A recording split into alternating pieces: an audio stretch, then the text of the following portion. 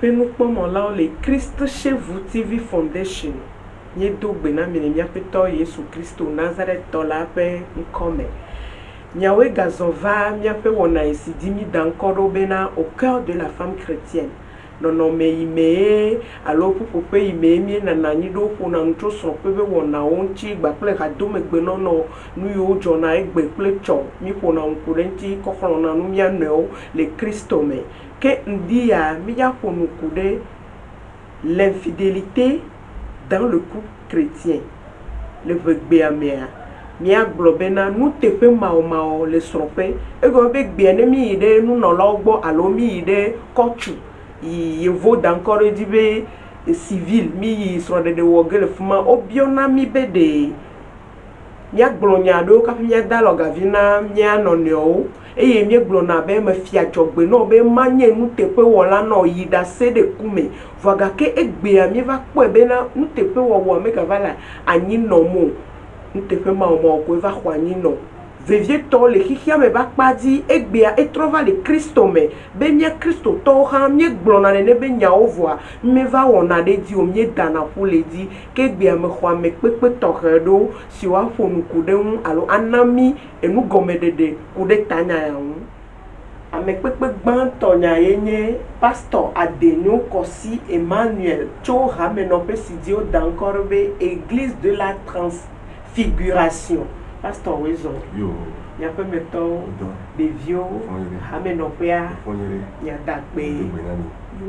ya wezo kaka ya wezo vanya be émission mi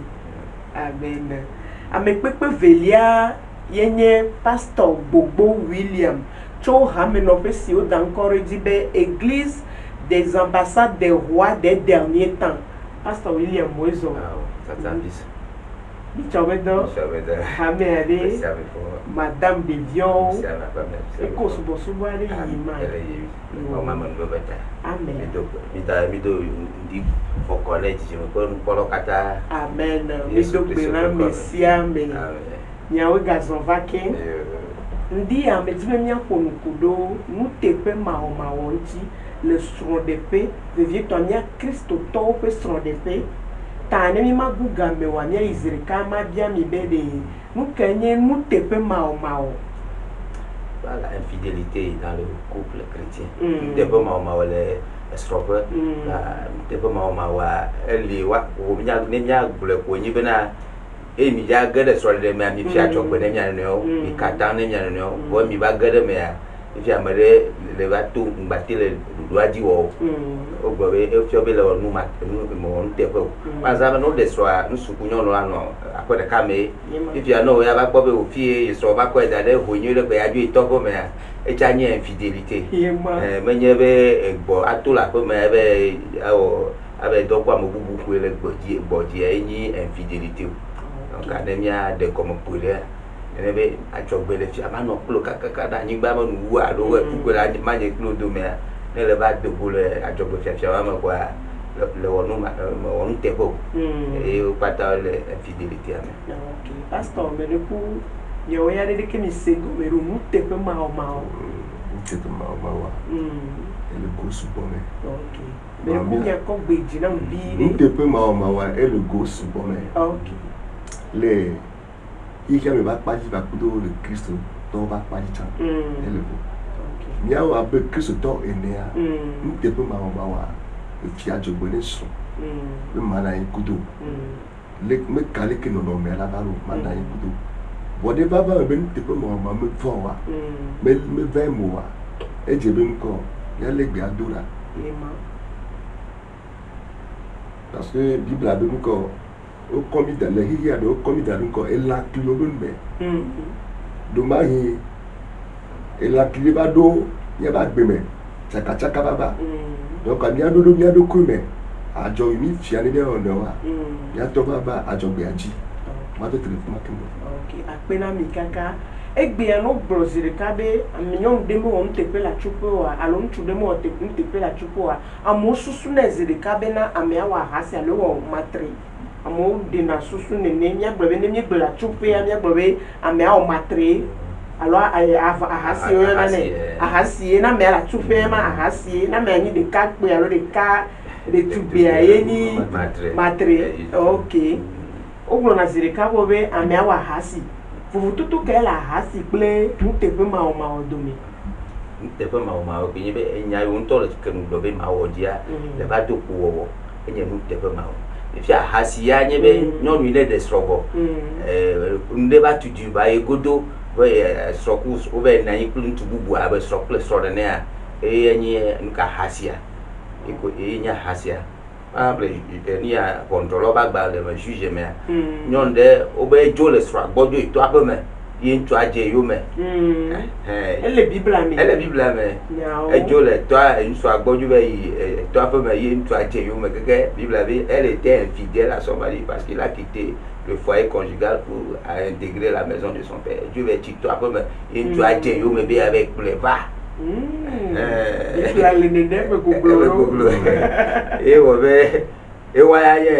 o pata elle fidélité à mais et ben la tu as pas nous soit boba me dia dan nous soit bien bon bourré tu l'avais ou le voyage jojo là non et jojo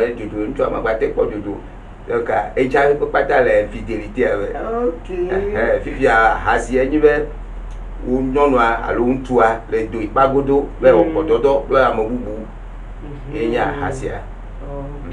akpe kaka Pastor Emmanuel me dekure ke mi o mi se gomero nya ka tenna mi ni a video a obe hasi ba kudo matre hasi ba kudo matre kudo mtepe ma o cha mke banana mtepe ma o bana mke banana mtepe ma o bana e fi ajobe we ni ko mana en kudo so le nuit le barame ma usubo le sebe segment ne ya jihu ya jiba ne woto aba alo jito aba ya no me ne gometo aba ya no me ba enu e ba cause na no e wa bi mi ba gometo aba enu ba le nyo pa bo ba pousser na me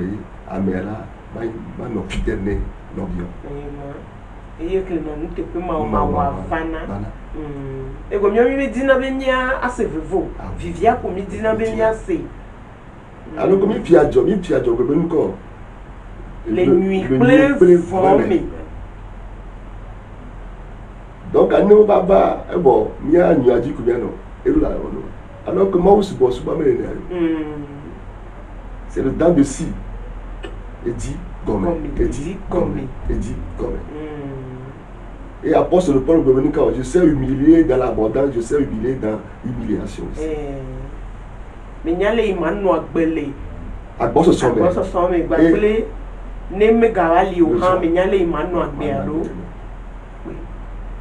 Ke kude ma ahasi nde de ke mi o mi se gomero na me de va gbolo fia ko be alo bio fia be papa ahasi agomere. OK. Ahasi a ejebe mi ko edogo ba obododo alo ma choba obododo me edogo ohun cho edogo ba obododo akudo lonu o wahasi o wahasi ne me deson alo ma télé wa ma so ma télé bon alo ma so ma télé bon ne me deson et va le do amere bois le wo nko lo matin bo ahasi ya adeson bo Aba wea. Et comme il y a bien encore. Il n'est que le mouse sur Bosco, mais il y a ma wa les fidèles amis. Il y a pour l'ami. Tu vois, il y a le super baba. Baba, il trouve sur Bosco ou à Hassi. Va moment dina bonne blonde ne ma be o Hassi. Mais le kuma no mi agoma gabio mi bia ya ziri kabena de amere aten globe ilu amere vano amiablement manye mtepu ola newa no globe amere glo be melo manye mtepu ola no wa edola no nene va mi va kono be amiala no gbogro no be ilu voa ano bleu ano to me manye mtepu ola na wa aten no emenene a enyama sese sese vire le problème mais nyama globe me considère à me beugler Dieu. Et il y a tombé Abraham. Oui, Égypte. Oui, Égypte, ma coup de son Sarah. esrɔ̃ Sara ke ye Abimelek biɔ sebena bi Abraham sebena bi me ke be nyina Sara ebe ebe ŋkɔ be inɔvie ebona Abimelek be inɔvie ese gɔmea egɔme ye be ŋkɔ Sara edzɔtugbe ta be na be wedzi be na be Abimelek ne kɔ le esi o gake mawo va ƒoƒo na Abimelek le ŋkɔ le be drɔ be le ba badzi be ŋkɔ be na be o Abraham ŋkɔ kudo esrɔ̃ ye wo va ble be esrɔ̃ ye wo va ble be na be inɔvia ŋkɛntsi Abraham wɔ nene do ele dzi be aɖe ba gbe bɔn emele do kpe ɖe ŋkɔ be wa blam o gaɖo me wolea nuɖe la va asɔ dzra nuɖoɖo wala gbea me ele do de abliba ye nuɖe la va asɔ dzra nuɖoɖo bɔn menye be ebla mea o be atɔ de mea va gbe. Ame ɖewo yɔnɛ ya ɖo yi be alakpa kɔkɔe ɖe alakpa kɔkɔe lia Pastor William. Au fait, alakpa ye kɔkɔetɔ me le mo. Vɔ amewo gblɔna be yewo gblɔ nya be woakɔ xɔ ame ɖe ƒe agbe ta efia be alakpa kɔkɔe tse eɖe amea le nane me ta alakpa ma eɖo be eyiyi be wòadzɔ ta ele kɔkɔe. Au fait, menye nu be nyi wa to afia me be ne mi na nya mi no da dzi alo lekeleke o amewo fi amewo wɔ ne keke ba gbena me kpɔ ga ɖe me David be tutɔ le tutɔ ko nya be futɔ le funu be dze wo si me eye le be ba so déguisé arabatɔ etɔ ndo wɔ si arabatɔ na mo kpɔ amewo ɖo kuna be arabatɔ be le de ba gbe karo la va lili oa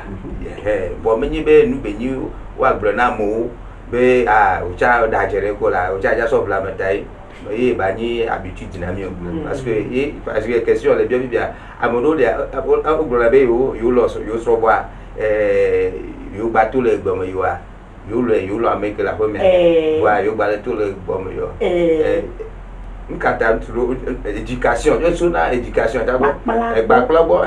nturo ti le famille ro me o kpɔ be yo tɔ le polygame e de sur la femme gba do aja yo le o nya be yo no ya la pe ame yo tɔ le ta numa olu menye nu be nyi be wa dzra numa doa va zu nɔnɔme ɖe yi wo kplɔ ɖo le yi o nya be yo lɔ nyɔnu ne la ƒe me voa yo tsa agba be to ki aba gba be o nu ya aye fe le yi me o to gblɔ be le fe vi ɖe le yi pour conséquence le pata be le sɔkutu ye lɔ me ava ya ga yi ke ya be fe dzevi ɖe so be nyagbɔgblɔ ma ya ye di nye dabia na mi ndi e ganye be de nufika ye dzɔtsoƒe nukenye dzɔtsoƒe na nuteƒe mawo lɔne mi le dzu kaka ame ɖewo nɔna nyui ɖe akpɔ de srɔ̃ nyui ɖe ƒe ɖeka ƒe ame ɖewo wɔna kaka ƒe etɔ̃ ame ɖewo dze ne gɔme zi ɖeka eye wodze srɔ̃ ɖe ya gɔme koa enua dze ne gɔme sɔgɔ ame ɖewo nana anyi vi ɖewo wlɔ ne vi ɖeka ƒe dze nu ka ye va nana be enuma va nana anyi. Adzɔƒe geɖe le infidélité asi ameɖewo le srɔ̃ ameɖewo le srɔ̃ be eye me le kpɔ satisfaction le srɔ̃a gbɔ ne yo na ameɖewo gblɔ be ya yo kpɔ ɖo yo be stars ke gbe ŋutsua ya me le kpɔ satisfaction ewɔ be ba dogo ɖoko ameɖewo na anyi va esaƒewo ke ŋgbɔ de srɔ̃a ame ma wɔna ne yi ɖe la gbatɔ yi be ene satisfait ne gbaba ya ya va nɔ atsɔ ƒe nene alo ya va srɔ̃ ƒe nene eɖewo lia ame dzi wo le srɔ̃ me dzi kaba wa si le ke ko Abraham me ka aussi te ya srɔ̃ to to ne be emi me le video kaba be dɔ nyɔnu gbɔ après wa nyɔnu antɔ dza nye complice wa conséquence le dzi wo ne nyɔnu va nye complice no le conséquence ya ga pe na akpe kaka pastor wele yawo ya ɖe nuka mi kpɔ tsotso dzɔtso pe alo nuka woe nana ye nuteƒe mawo ma va xɔna anyi nɔ ɖe atuƒe o. Ok, ame sia ame ɖo be teƒe le esrɔ̃ɖeƒea be ba wɔ. Ŋutsua tsã ɖo be dɔdasi. Nyɔnua tsã ɖo be dɔdasi. Ke dɔdasi va trɔ gbole quoi. Enua tsakana. Ok. Akpɔ bena be ŋutsu eye ta ema be ŋutsu no nɔ esrɔ̃ ye nyɔnu va bɔbɔ ne Esrɔ̃a. Nyɔnu mate nɔ ŋutsu la nɔ nyɔnu mate nɔ nusu ŋutsu la nɔ nyɔnu. Nyɔnu do la bɔbɔ esrɔ̃ la nɔ. Bon fi ke nyɔnu va bɔbɔ le wa nusrɔ̃ ma nɔ gbɔ gbeɖegbeɖe. Ta efia be ne nyɔnu me bɔbɔ eɖokui wa ate hlẽ nuteƒe mawɔmawɔ ava atsɔƒe fã. Nyɔnuwo be bɔbɔ nyenye alo mabɔmabɔ nyenye ahlẽ va be ŋutsua ma va nye nuteƒewɔla na wo fã. Ok. Ta ehia tso mía nyɔnuwo gbɔ be mía bɔbɔ mía ɖokui la bibla bia tso mía gbɔ be mía bɔbɔ be ne mía srɔ̃wo woalɔ mí ye ma be ne wo megava nɔ gbɔme dem le mía gbɔ be ne nuteƒe mawɔmawɔ wòava xɔ anyi nɔ sugbɔ ɖe mía gbɔ woyra mi le Yesu be kɔme hadodo. Wonye srɔ̃tɔwo be do ka kple ami me ɖe srɔ̃ la mi ne le divorcea. Conseil que dzava na wa edza wo tsa la va anɔ si be ke nene. Ye ɖetsa va ne be nyɔnua va nɔ do ha. Parce que alɔviwo me tsɔ me sɔn. Ame ya couple wo do ʋu. Ye me do ʋu. E bɔ mi va kase kpɔ sɔn ple ʋu na. E bɔ va ƒe va tɔm do. Gbena masɔmasɔ va na le atsuaƒe. Ok. Ya ɖo yame ɖo gblɔna be ne blema alo etrɔm to me alo enye ame yi me wɔ nuteƒe na mo ko amadzo. De ehia be mía kristotɔwo hã míanɔ agbema nɔma alo míakplɔ xixiametɔwo ɖo le wobe nɔnɔme mɔ me ɖoa xixiametɔwo gblɔ egbe be ne ŋutsu able ŋkɔ anye hã ma bli. Ne trɔm to me ko anye hã ma wɔe kpli. Fifia mía kristotɔwo hã mi va le wɔ ehia be míawo hã míawɔ neneme nuwo wa. Ngba be de miawo mi ngba tsɔ vɔ ɖe vɔ teƒe. Plutôt miatsɔ nyui ɖe vɔ teƒe. Nyui na me ɖe vɔ na woatsɔ nyui da kpe ne. Donc ne va me be infidélité la nu Mawu biɔ tso mia gbɔ ne la te pardonner na amea enyi mieux. Au cas contraire mo de mo ne mi be ne va nya hasitɔ ya be miate se séparer pas. Wa hasilo me to gon ha le ke mi kpɔ mia no no roa viwo ne le mia di charge ne le mia dia ne miate se réconcilier. Il vaut mieux de se réconcilier. Parce que le divorce a des conséquences très lourdes. Ok, mi d'accord no Mawu ba me. Mi d'accord parce que mi nous quand mi porte nya man. Il y a le beau. Bible be mi debibo. Me go mi debibo. E be mi debibo. Donc ça mi me dew. Mi me dew. Donc a ke mi ba tu ape a je be nko. Mi ba be mi a debibo. Yema. Bon ne ba me be nko be na be maso ba na ya. Novia la kpele novia nti. Ya kpele mi a ono nti. Donc quoi abe mi do gbedu mi a afire. Ne mi do gbedu mi a afire a e je be nko na be de janya ame de kala le cité. Yema.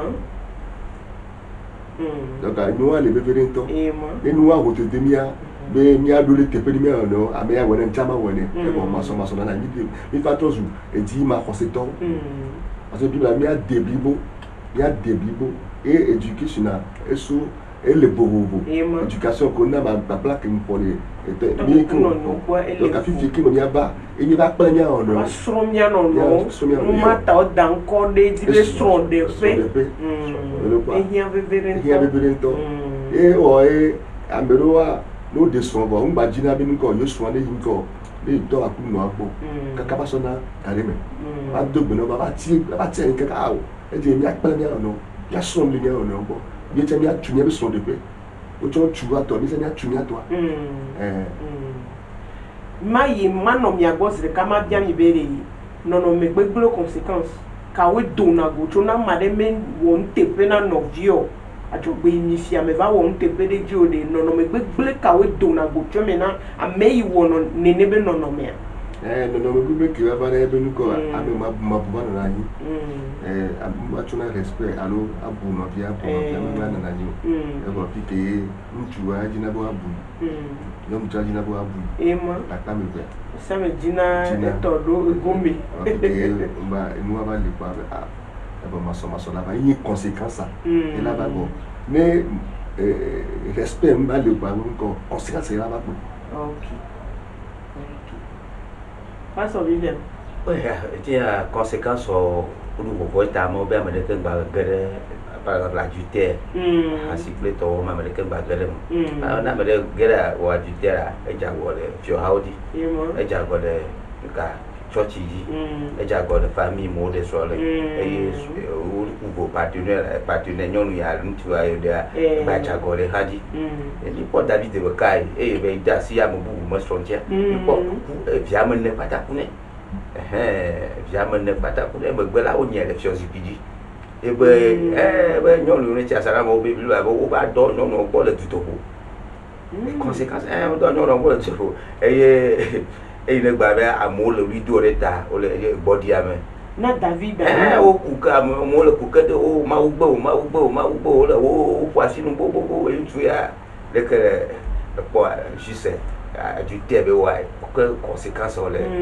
les lamentables et ja de agbe amene nyon de be wa hasia ehempe ba na viao ehempe ba na be pomeo tane ntude alo be klo extrai para ogbo be mi abi mi tola ma ebe wa hasia tole na tala sisireka nu ka me via don pe ni e ti gomi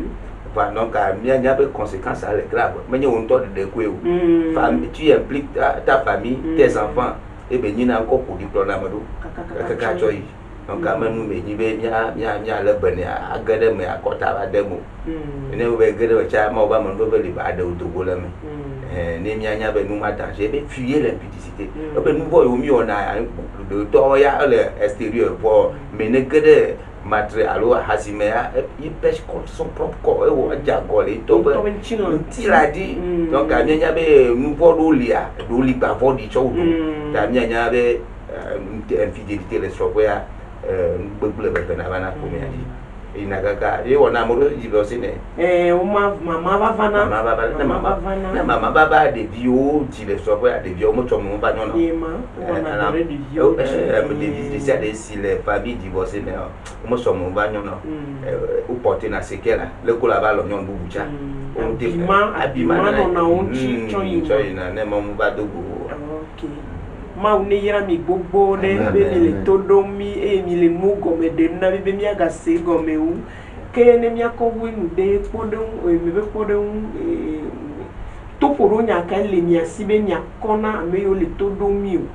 paple de tubi o gbona no me gavas ava woni ne be no me no amede joda mare ji wa soro nto me anote ganwi afiava sorope ba e jibena akengbe na ba de so abuta manyure kwa me akpofuna bi ne me funde ma ba na yijide ya ha manye me nu wo po nye sobo ye sibekwa adjuté mawu da serede ene be gere me ya afọ bubude ni hiya to puni na me hiya to mawu e jare ke mawu ya jare be hiya la puni o donc amenye nu be nyibe amede gbe ba alo mille générations, alors civilisation de la civilisation encourage ça. Mille ça encourage l'infidélité. Et film au point on a déjà le amour le plan voici pour moi le bas mieux bague mia mon popo et mia le mia note mia lo ne mi jagre le so mia note le mo gwenyaji et mia avait des mi funa mi va de mia na mi couvre kaka na no enyebe ando sokwe agbado abe po bubu la fide o funa le kele go aw kenya le bene nya sokolo akpe kaka ma une yo mereku tapo nyare la siwa akolo no amede akolo na mere kude mute pe ma o tibe amere be sorope wa dodo nya kema bonne amede kele senya be ko le Fondation TV sur le nyabo ti ay ben ko be ma be nya kape ko la tema akheni amen ma be nya ka parce que il y a be chan e do be sew e do be papala abe ma be vi enea enu ke la tema pala mi no so be ni ma be nya nde pe ke le joy be a ele ma be nya me amen enya ro se egbia o nya be le mori o va dolu David e bien c'est bien abe o dolu le fiatara e go be e do vle fo me a ema du coble bois et c'est comme ça donc une que mia bra be Christ donné a mo pe nya du tu no mo pe nya e mia bia mo ba me bebe mais ne peut de mianchi Amen. mais mia tema tu mia be fumea parce que mille madame que mille la kilo domé et bevon ole mais ne be que mille yi quoi mi mageo mi la ge o amejojo ajayin zibozi andre agbale était assis à pouvoir se serrer nous qu'on me manda amede que les bons fifla ya me ma one gira olo amen yesu kristo kon me de kune ebe adogbe na mede awo nu ya na mede te we fan me dogbene ra me ranye me to église de la transfiguration me que les bons fifla holonyo on est pasteur ameyo kata les pommes les dizi peu maudit on dessus TV et sur le diabo ma on ira mede et me tapene e miamo yo kata ba khomi le tepe ya me tapene mi ba gbecha ma on se kata to ba na be vision qui mi choba togo ni bandia et vision ba po et takeke amen be yo kata anye bobovon ababe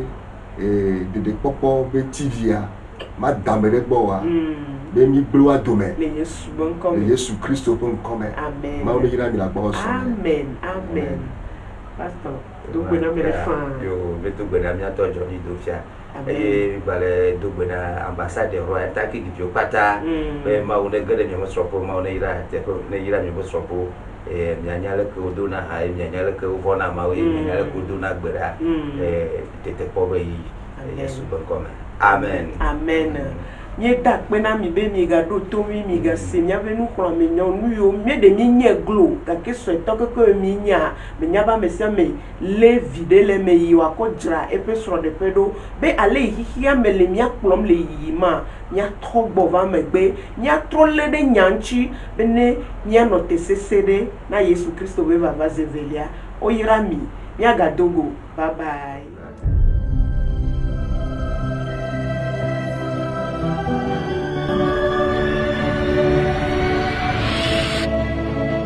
Christ chez vous TV. When Jesus follows you everywhere.